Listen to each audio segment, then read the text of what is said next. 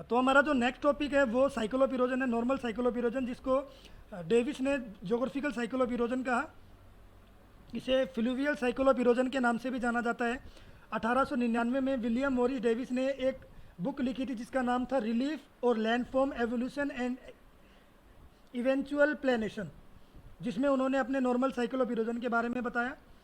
जब हम इस नॉर्मल साइक्लोप इरोजन के इतिहास की बात करें तो जेम्स हटन ने एकरूपतावाद का विकास किया था। चार्ल्स लेयल ने अपनी बुक लिखी थी प्रिंसिपल्स ऑफ जियोलॉजी, जो कि 1830 और 33 के बीच में आई थी। लुइस अगासिस ने प्लिस्टोसीन जो ग्लेशिएशन हुआ था यूरोप और अमेरिका में, उसके बारे में बताया। इसके साथ में जो स्ट्रोंगेस्ट इन्फ्लुएंस माना जाता है भूआकृति विज्ञान में, वो विलियम मॉरिस डेविस के द्वारा माना जाता है, जिन्होंने सामान्य अपवर्तन चक्र के बारे में बताया या सामान्य अपवर्तन चक्र की संकल्पना का विकास किया। तो ये जो हमारा टॉपिक है, इसमें हम सामान्य अपवर्तन चक्र के बारे में, डेविस के द्वारा दिया गया सामान्य अपवर्तन चक्र के बारे में विस्तार पूर्वक पढ़ेंगे। अपवर्तन चक्र, साइक्लोप इरोजन।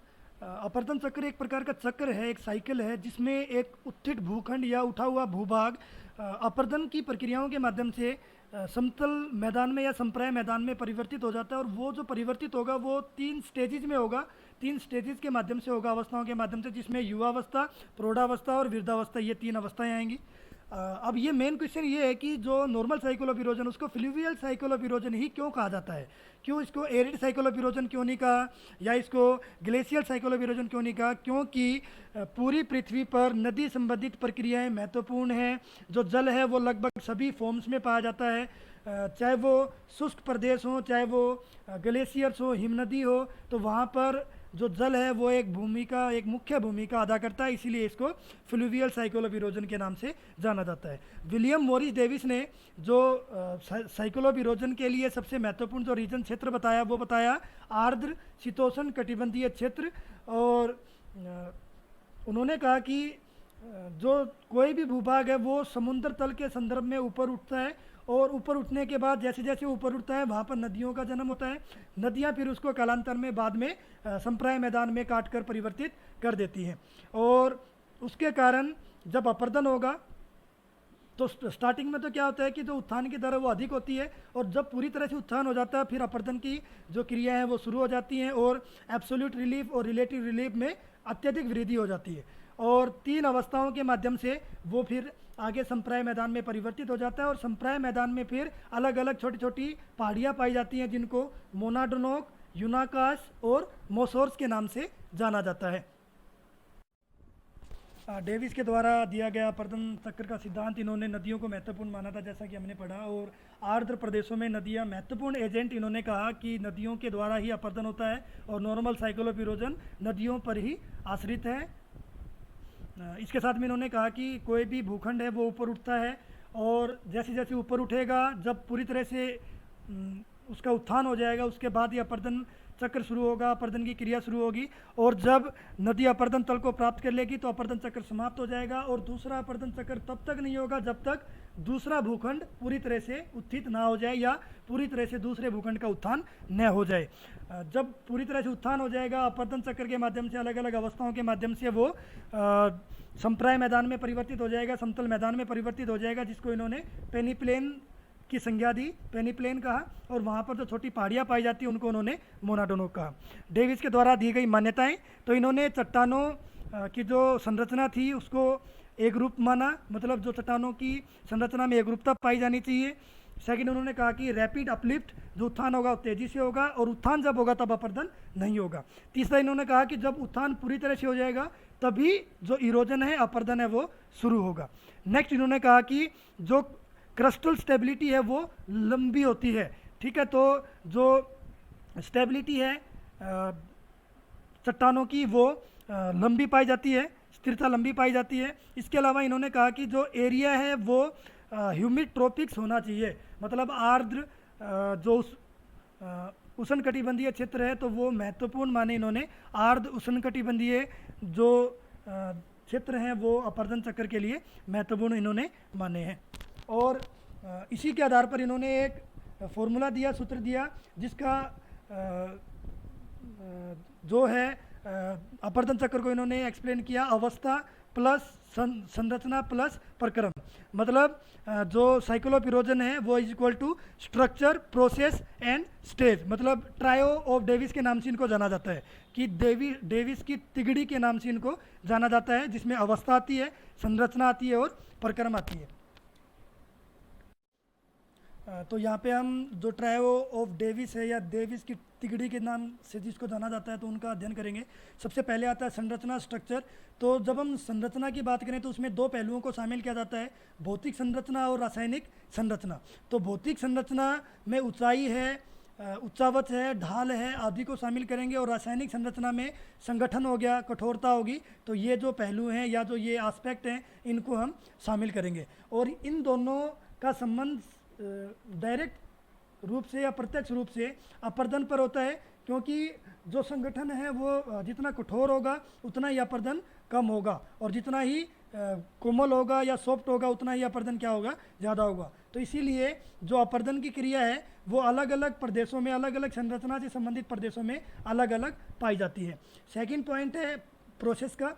तो जब हम प्रोसेस की बात करें प्रक्रियाओं की, तो दो प्रकार की प्रक्रियाएं पाई जाती हैं जो हमने पहले भी पढ़ी हैं, एंडोजेनेसिस और एक्सोजेनेसिस, या फिर हम कहें कि अंतर्जात बल और बहिर्जात बल। तो अंतर्जात बलों के अंतर्गत पटल विरूपण बल है, भूकंप है, ज्वालामुखी है, इनको शामिल किया जाता है। और बहिर्जात बलों के अंतर्गत वेदरिंग है, अपक्षय है, अपर्दन है, निक्षेपण है, परिवहन है। तो इन सभी को हम क्या करेंगे, शामिल करेंगे। मास मूवमेंट है।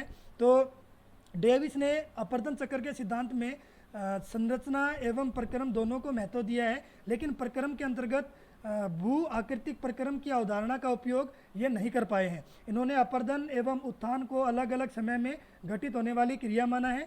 यही वजह है कि डेविस ने अपर्दन चक्र सिद्धांत में अवस्था पर अधिक बल दिया था। तो संरचना प्रक्रम की अपेक्षा ज़्यादा बल इन्होंने अवस्था पर दिया है। ये जो डेविस का मॉडल है, इसको अवस्था से संबंधित मॉडल भी कहा जाता है, क्योंकि इन्होंने तीन अवस्थाओं पर जोर दिया अपने सिद्धांत में, अपने साइकिल ऑफ इरोजन में, जिसमें युवावस्था, प्रौढ़ावस्था और वृद्धावस्था थी। और इन तीनों अवस्थाओं के आधार पर जो एक अपर्दन चक्र है वो पूरा हो जाता है। इन्होंने अलग अलग जो अवस्थाएं हैं उनमें अलग अलग आकृतियों के बारे में बताया, कि जो यंग एज में या युवावस्था में, यूथफुल स्टेज में कौन सी आकृतियाँ बनती हैं, जिनमें इन्होंने कहा कि वहाँ पर जो सहायक नदियाँ वो अधिक नहीं पाई जाती, लेकिन जो कुछ सहायक नदियाँ उनके द्वारा शीर्ष अपर्दन वहाँ पर देखा जा सकता है। वीसे वैली का निर्माण देखा जा सकता है। फ्लड प्लेन का जो विकास है वो बहुत ही कम होता है, बाढ़ के मैदान का विकास नहीं होता। और जहाँ पर रुकावटें आती हैं नदी के सामने, वहाँ पर जलप्रपात और जो रैपिड्स हैं उनका निर्माण होता है। तो ये वो स्टेज है जहाँ पर मैक्सिमम एल्टीट्यूड होता है, अधिकतम ऊंचाई होती है, और मैक्सिमम पोटेंशियल एनर्जी पाई जाती है, देखी जा सकती है। सेकंड आता है मेच्योर स्टेज के लैंडस्केप। तो यहाँ पर जो घाटी है वो चौड़ी हो जाती है और एकीकृत अपवाह तंत्र का निर्माण होता है। जो वाटरफॉल्स हैं और जो लेक्स हैं वो बहुत ही कम पाई जाती हैं। जो फ्लड प्लेन्स है उनका निर्माण अत्यधिक हो जाता है, और घाटियों से संबंधित जो फर्श है वो, जो मैदान है वो देखा जा सकता है। और कॉन्स्पीशियस मेंडर्स यहाँ पर पाए जाते हैं। इसके अलावा जो टोपोग्राफी है वो स्लोप को शामिल करती है, जिसमें हिल साइड स्लोप और वैली साइड स्लोप को शामिल किया जाता है। नेक्स्ट हमारा ओल्ड लैंडस्केप। ओल्ड लैंडस्केप की बात करेंगे तो यहाँ पर जो सहायक नदी है, जैसे सहायक नदियाँ मेच्योर स्टेज में बहुत ज़्यादा होती हैं, तो ट्रिब्यूटरीज की हम सहायक नदी की बात करें तो यहाँ पर मेच्योर स्टेज की अपेक्षा कम होती है, लेकिन यूथ स्टेज की अपेक्षा ज़्यादा पाई जाती हैं सहायक नदियाँ। जो वैली है, घाटी है, वो बहुत चौड़ी हो जाती है और लॉन्गिट्यूडनल वैली का निर्माण होता है। एक्सटेंसिव फ्लड प्लेन्स पाए जाते हैं, यहाँ पर मेंडर्स पाए जाते हैं। इसके साथ में जो संप्राय मैदान हैं, जो फ्लड प्लेन्स हैं, वहाँ पर छोटी छोटी पहाड़ियाँ पाई जाती हैं, जो न्यू हैम्पशायर में मिली है, जिसका नाम है मोनाडोनोक कहा जाता है, जिसको मास वेस्टिंग जो फ्लूवियल प्रोसेस है उसके द्वारा डोमिनेंट होती है, यहाँ पर बहुत ज़्यादा होती है। और जो अत्यधिक क्षेत्र है यहाँ पर वो बेस लेवल ऑफ इरोजन का होता है या बेस लेवल ऑफ इरोजन के नज़दीक होता है। जो आधार तल है अपर्दन का, उसके नज़दीक का जो आसपास का क्षेत्र है वो हमारा ओल्ड लैंडस्केप के अंतर्गत आता है। तो यहाँ पर जो ये डायग्राम है इसमें स्पष्ट दिखा रखा है निरपेक्ष ऊंचाई एवं ऊंचावच। तो निरपेक्ष जो ऊंचाई है जिसको हम एब्सोल्यूट हाइट भी बोलते हैं, रिलीफ भी बोलते हैं। तो एब्सोल्यूट रिलीफ का मतलब होता है मैक्सिमम हाइट। तो मैक्सिमम हाइट कहाँ पर ज़्यादा होगी? यूथ स्टेज में ही होगी। और जो एब्सोल्यूट जो हाइट है और सेकंड है रिलेटिव हाइट में क्या आ जाएगा? जो मैक्सिमम हाइट है और मिनिमम हाइट, तो इन दोनों हाइट को हम शामिल करेंगे, अधिकतम ऊंचाई और निम्नतम ऊंचाई। तो वो आ जाएगा हमारा रिलेटिव रिलीफ। तो जो हमारी स्टार्टिंग की स्टेज है वहाँ पर अपर्दन बहुत ज़्यादा होता है, और जैसे जैसे हम वृद्धावस्था की तरफ जाते जाते हैं वहाँ पर अपर्दन में कमी होने लगती है। और जो उत्थित भूखंड था, वह भूखंड जिसका उत्थान हुआ था वो संप्राय मैदान में परिवर्तित होना शुरू हो जाता है। जैसे 3 अवस्थाएं इसमें दिखा रखी हैं, युवावस्था, प्रौढ़ावस्था और वृद्धावस्था। डेविस के अपर्दन चक्र सिद्धांत की आलोचना, क्रिटिसिज्म। जब हम क्रिटिसिज्म की बात करें उससे पहले डेविस ने कुछ इंटरप्शन के बारे में बताया था। जो अपर्दन चक्र है उसमें कुछ बाधाएं उत्पन्न होती हैं, जिसमें मुख्य जो बाधा थी वो थी पुनर्यौवन। उन्होंने कहा कि जो पुनर्यौवन है वो 3 प्रकार से हो सकता है। कोई भी लैंड अपलिफ्ट हो जाए, जो सी लेवल है वो कम हो जाए, lowering of the sea level, और तीसरा इन्होंने बताया कि जो स्ट्रीम फ्लो है वो ग्रेटर हो जाए। तो इन तीनों के कारण किसी भी स्टेज में जो आकृतियाँ हैं वो बन सकती हैं। जब हम आलोचना की बात करें क्रिटिसिज्म की, तो इनके द्वारा दिया गया जो रैपिड अपलिफ्ट था, इन्होंने कहा कि जो अपलिफ्ट है, उत्थान है, वो बहुत तेज़ी से होगा, वो नहीं देखा गया, और पेंक ने इसकी आलोचना की। इन्होंने कहा कि जो स्लो पीरियड ऑफ इरोजन है can be disrupted by dynamic endogenesis and climate changes. तो जो स्लो पीरियड है इरोजन का, वो चेंज हो सकता है किसके कारण? क्लाइमेट चेंज के कारण, या फिर एंडोजेनेसिस किसी भी एक्टिविटी के कारण वो चेंज हो सकता है।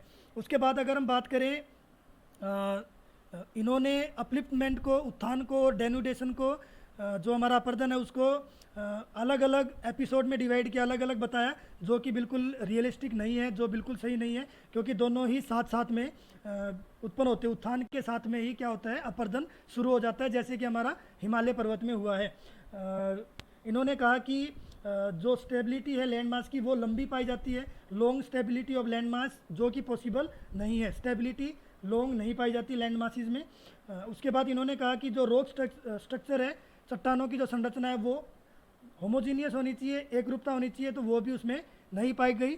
और इसके कारण कई भूआकृति वैज्ञानिक थे, जैसे सोरले हैं, हैगेट हैं, इन्होंने डेविस के जो मॉडल है, डेविस का जो नॉर्मल साइकिल ऑफ इरोजन है, इसकी आलोचना की। लेकिन कई आलोचनाओं के बावजूद भी प्रारंभिक विचार होने के कारण डेविस के अपर्दन चक्र का सिद्धांत महत्वपूर्ण है। और ये जो सिद्धांत है वो आगे आने वाले जो नवीन सिद्धांत है उनका मुख्य आधार बना।